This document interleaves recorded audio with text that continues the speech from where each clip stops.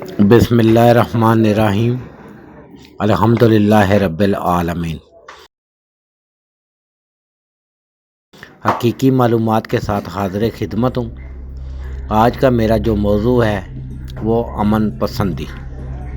اسلام ہمیں امن پسندی کا درس دیتا ہے، لیکن آپ کو جیسا کہ پتہ ہے کہ میں ہمیشہ معاشرتی حوالے سے گفتگو کرتا ہوں، اور جو معاشرے میں پائی جانے والی کچھ پریشانیاں ہیں اس حوالے سے میری گفتگو کا سلسلہ جاری رہتا ہے۔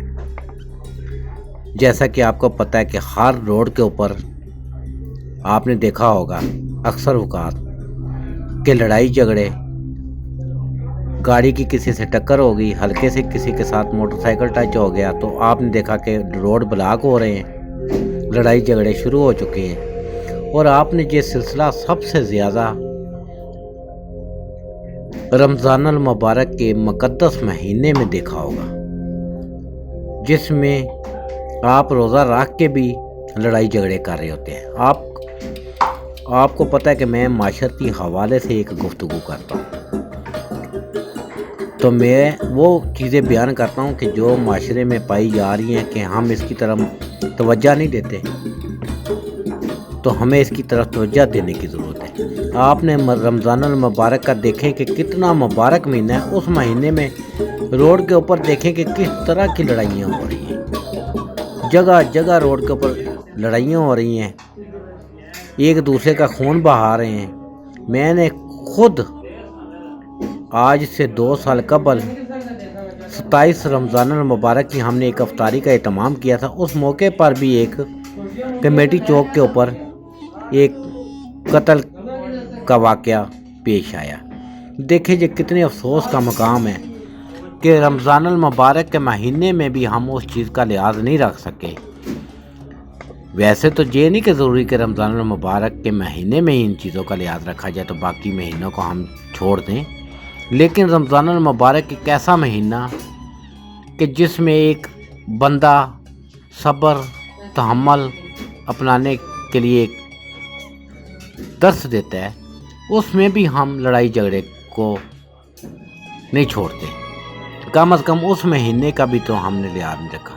اس مہینے میں ایک دوسرے سے لڑائیاں جھگڑے کر رہے ہوتے ہیں، ایک دوسرے سے فسادات کا سلسلہ ہمارا جاری۔ کتنا بڑا روزے فرض کیے ہیں، ایک ایسا عمل ہے، تو اس عمل کے دوران بھی ہم نے صبر کے دامن کو، اور قرآن خود کہہ رہا ہے کہ میں صبر کرنے والوں کے ساتھ ہوں، تو کیا ہم جس صبر کا مظاہرہ رمضان المبارک کے مہینے میں بھی دیکھنے میں نہیں آتا؟ اس میں زیادہ فسادات، لڑائی جھگڑے ہوتے ہیں۔ تو میں یہ کہوں گا کہ اسلام جو ہے، اسلام یہ خود امن ہے۔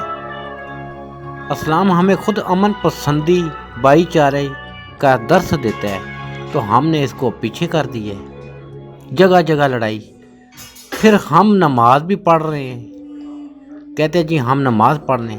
یار نماز کیوں نہیں پڑھ رہے آپ؟ بالکل ہم تسلیم کرتے ہیں کہ آپ لوگ نماز پڑھتے ہیں، کتنی اچھی اللہ کی عبادت کر رہے تھے، تو کیا جس کی آپ عبادت کر رہے ہیں، جس کو آپ اللہ مان رہے ہیں، جس کو آپ جس کے سامنے سجدہ ریز ہیں، کہ جس کو آپ اپنا حقیقی معبود برحق مانتے ہیں، کیا اس کا یہ درس نہیں ہے کہ اللہ صبر کرنے والوں کے ساتھ ہے؟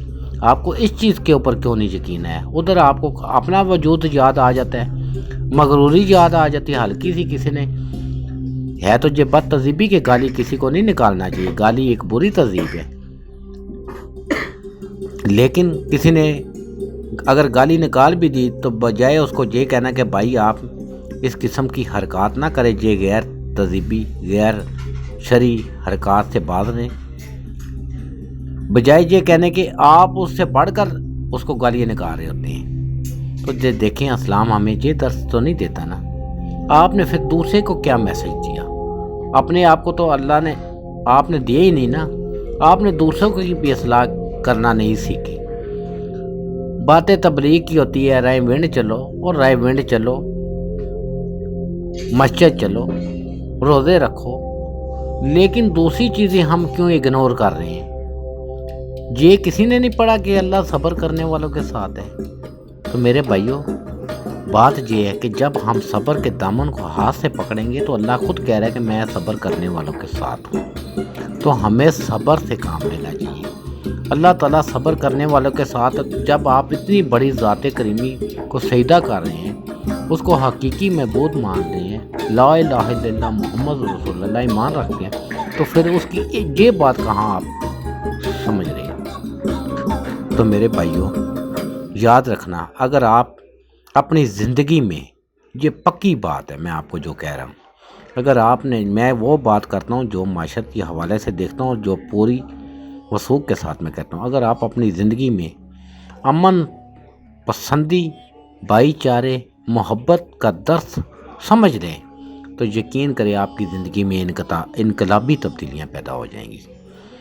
ہم چھوٹی چھوٹی باتوں کے اوپر الجھ پڑتے ہیں۔ اگر ایک بندے نے آپ کو 2-3 گالیاں نکال دی ہیں، اکثر ہوتا ہے نا، لیکن یہ سلسلہ کیوں بڑھ رہا ہے آگے؟ اس کی وجہ کیا ہے؟ یہ سلسلہ آگے سے آگے بڑھتا جا رہا ہے۔ اس کی وجہ یہ ہے کہ اگر ہم اس سلسلے کو ختم کرنا ہی نہیں چاہتے، اگر یہ سلسلہ ہم ختم کرنا چاہیں تو ختم کر سکتے ہیں، لیکن وجہ کیا ہے؟ ایک بندے نے اگر آپ کو بری تہذیب سے کوئی الفاظ پکارے ہیں تو آپ بھی وہی پکارے ہیں، تو وہ سلسلہ کیسے ختم ہوگا؟ آپ تبلیغ کو کس طرح قائم کر سکتے ہیں؟ آپ اسی صورت میں قائم کر سکتے ہیں کہ جب آپ اس کا جواب اسلامی طریقے سے دیں۔ آپ اسلام نے جو آپ کو تلقین کی ہے، امن، محبت، بھائی چارے کی، آپ اس کو سامنے رکھ کر دیکھیں نا۔ آپ اس کو کہیں کہ بھائی آپ جس قسم کی حرکات کر رہے ہیں یہ ٹھیک نہیں ہے، یہ آپ کے مفاد میں نہیں ہے، میرے بھی مفاد میں نہیں ہے، آپ ایسی حرکات نہ کریں، آپ چلے جائیں۔ لیکن آپ نے ادھر مجمع لگا لینا ہے، سڑک بلاک کر دینی ہے، ہو سکتا ہے کوئی بندہ بیمار ہو، مریض ہو، ایمبولینس آ رہی ہو، ہسپتال میں ساری سڑک بلاک ہو رہی ہوتی ہے، تم مجھے جانتے ہو، میں تمہیں جانتا ہوں۔ یہ بڑی عجیب قسم کی، میں نے بہت سارے روڈ کے اوپر یہ حرکات لوگوں کو کرتے دیکھا ہے۔ تو میں بڑی کھلی سی اور سمپل سی بات کرتا ہوں جو سمجھنے میں آسانی ہو۔ میں نے اسی لیے حقیقی معلومات کے اوپر ایک چینل بنایا ہوا کہ لوگوں کو سمجھنے میں آسانی پیدا ہو۔ میں اس قسم کی باتیں نہیں کرتا کہ ایک دوسری قسم کی گفتگو جو سمجھنے میں مشکل پیدا کرے۔